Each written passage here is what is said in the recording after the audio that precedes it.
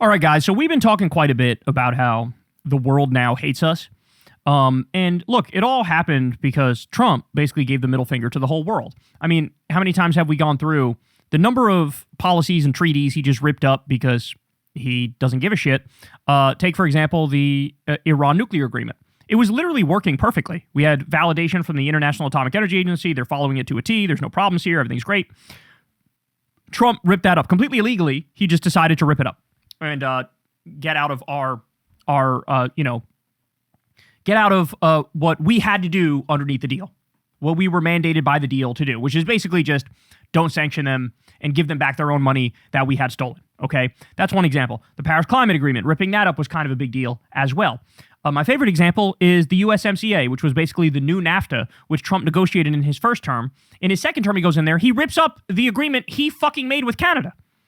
And so the message you're sending to the world is, you cannot work with us. You cannot trust us. Another great example is when Trump murdered Qasem Soleimani, a top Iranian commander, he had lured him to where he was with promises of negotiations. And so he used diplomacy to get him to go somewhere. Then he murdered him with a drone. Okay? Again, what message does that send? You can't work with us. You can't trust us. You can't take us at our word. We'll say one thing Monday and something totally different Tuesday. In other words, we are a pariah. We are rogue in the international scene, okay? People aren't stupid. Other world leaders are not stupid. Contrary to what Trump thinks, he's the fucking stupid one. They're actually smart. So what they realize is, okay, the old order is done. Mark Carney gave a speech at Davos saying exactly that. Don't mourn the loss of the old world. We got to now work for a new world, right? And basically the idea is Canada's going to work with China. Europe's going to work with China. Everybody's turning towards China now as the world leader. They're the manufacturing hub now. They're bigger than us now. And people realize, hey, at least they're good to their word. They're good at their word. And but I don't think people really get just how bad it is, just how much the world has turned on us. We have countries that were our allies, top allies, like Mexico, for example. Well, now we're threatening to bomb them illegally, okay? So they've turned on us. You have, like I said, Canada has turned on us. The EU has turned on us. These were like our like ride or dies here. Now they're gone. Well, take a look. This new poll just came out, and we've now quantified just how much the world hates us. European opinion towards the U.S. Look at this. Great Britain. Now, 64% in Great Britain view us unfavorably. Denmark, 84% view us unfavorably. France, 62% unfavorably. Germany, 72% unfavorably. Italy, who, by the way, is also being led by a far-right government with Meloni, 63% still find us unfavorable. And in Spain, 66% find us unfavorable. This is catastrophic.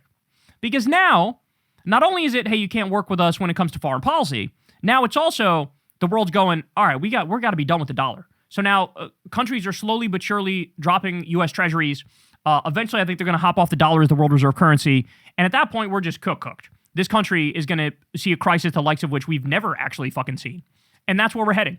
What this man has done. His first term was bad enough. And, I consider myself a bit of an expert on his first term in terms of the policies that he implemented. I know more about that than probably almost anybody does because I talk about it all the time. But in just a year in his second term, he's arguably done more damage than his whole first term. And it's because, at least in the first term, he was surrounded by people like Steve Mnuchin and Gary Cohn and Mark Meadows and others and Mick Mulvaney, people who, yes, they're asshole Republicans, but they're also not sadistic and suicidal, where they realize, hey, we got to keep this train on the tracks to one extent or another. Surrounded by people like the generals at the time who were like, hey, let's not deploy the military and shoot protesters in the leg over George Floyd. But now that's all gone. Now he's surrounded by little sycophantic idiots, people like Kristi Noem and Stephen Miller and Secretary of War Crimes, Pete Kegsbreath, and they say, hey, whatever you want to do, sir, let's do it. And so here we are. You let the Republican id go run wild, and it took a year to destroy our relationship with Mexico, to destroy our relationship with Canada, to destroy our relationship with all of Europe. And there's no repairing that. Because as I've said to you guys, what happens if we have, let's say a good lefty Democratic president gets elected, tries to repair these relationships, tries to fix a bunch of the crap, which is going to be really hard to do, by the way. But let's say they succeed in doing that. The whole world is going to look at us and go, look, we're sorry, but how do we know the next Republican president who gets elected is not going to mirror themselves after Trump and put us through the same shit? We're done with you. We're done with you. It's never going to be the same. He broke the trust. And so that's it. It's over. It's done. There is no recovering from this. There is no, like, I'm sorry. Because if J.D. Vance wins, or any other right-wing asshole, Ron DeSantis or whoever, fill in the blank with whoever you want, Don Jr., doesn't matter, they could just do the same shit that Trump did, and then we're cooked again. So I'm sorry. We're moving on from you. So this is where we are. This is where we are. As the guy lies and brags and pretends like everything's going great, it's actually the golden era is here, all that shit. It's all literally covering up for the fact that the exact opposite is happening. That the downfall is occurring, and it's happening more rapidly than anybody thought was possible. It's amazing how much you can piss away, you know, a generation of effective goodwill where the whole world was just like deferred. Yes, you're the leader. Now, that is going, gone. It took literally a fucking year, and here we are. Hey y'all, do me a favor and like and subscribe. It helps out big time in the algorithm. Click the bell as well for notifications when videos drop, and watch that video on screen right now. You know you want to.